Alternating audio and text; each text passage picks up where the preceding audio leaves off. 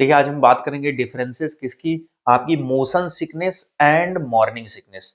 Motion sickness क्या है कि जब आप ट्रैवल कर रहे होते हैं उस समय आपकी जो आईज होती हैं वो जो जो भी चीजें देखती हैं, आप सराउंडिंग में देखते हैं तो आपको ऐसा लगता है कि वो चीजें मूव कर रही हैं। या कई बार आप बस बस में आप कॉन्स्टेंटली बैठे होते हैं, बाहर की चीजें आपको ऐसा लगता है जैसे मूव कर रही हो। तो एक तो उसका जो एक मीन सिग्नल जाता है कहाँ, सेंट्रल नर्वस सिस्टम में। दूसरा आपका ईयर जो सेंस करता है, ईयर क्या सेंस करता है कि आपका ईयर जो प्रेशर सिग्नल सेंस कर रहा है, कंटिन्यूअस जो सेंस कर रहा है उसका सिग्नल आपके सेंट्रल नर्वस सिस्टम में जाता है।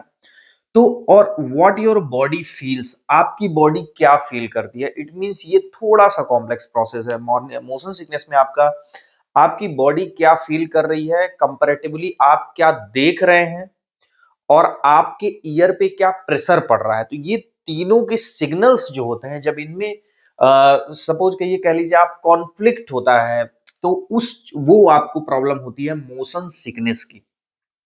जैसे आप सपोज करिए आप ट्रैवल कर रहे हैं और आप किसी बुक को पढ़ रहे हैं तो आपकी जो बुक आईज है वो कांस्टेंट है, आईज आपकी कांस्टेंट फिक्स है, लेकिन एक्चुअल में आपका जो ईयर है वो सेंस कर रहा है कि आप क्या किस में है, आप मोशन में है।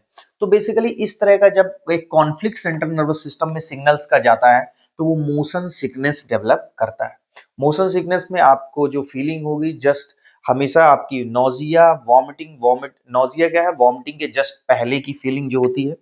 तो नोजिया है, वॉमिटिंग है और डिजीनेस है, आपकी इस तरीके की मोशन सिकनेस की फीलिंग होगी। मोशन सिकनेस किसी पर्टिकुलर इंडिविजुअल को नहीं होता, ये हर किसी को हो सकता है जो कि ट्रैवल कर रहा हो।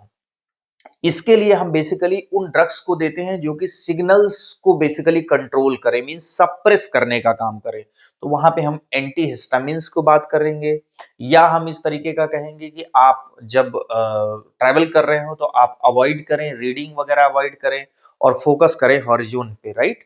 आप मतलब ये मूविंग ऑब्जेक्ट, ऐसी फीलिंग वाली ऑब्जेक्ट आप बार बार ना देखें। तो ये बेसिकली इसका ट्रीटमेंट हुआ। जबकि मॉर्निंग सिकनेस में अगर हम बात करें तो मॉर्निंग सिकनेस इंडिविजुअल स्पेसिफिक होता है, ऐसा इंडिविजुअल जो बेसिकली क्या हो, प्रेग्नेंट हो। तो बेसिकली ये फीमेल्स में ड्यूरिंग द प्रेगनेंसी ये सिकनेस की प्रॉब्लम होती है। और मॉर्निंग सिकनेस की जो मेन वजह है ये हार्मोनल चेंज है, जबकि यहाँ पे जो मेन वजह थी वो ट्रैवलिंग थी।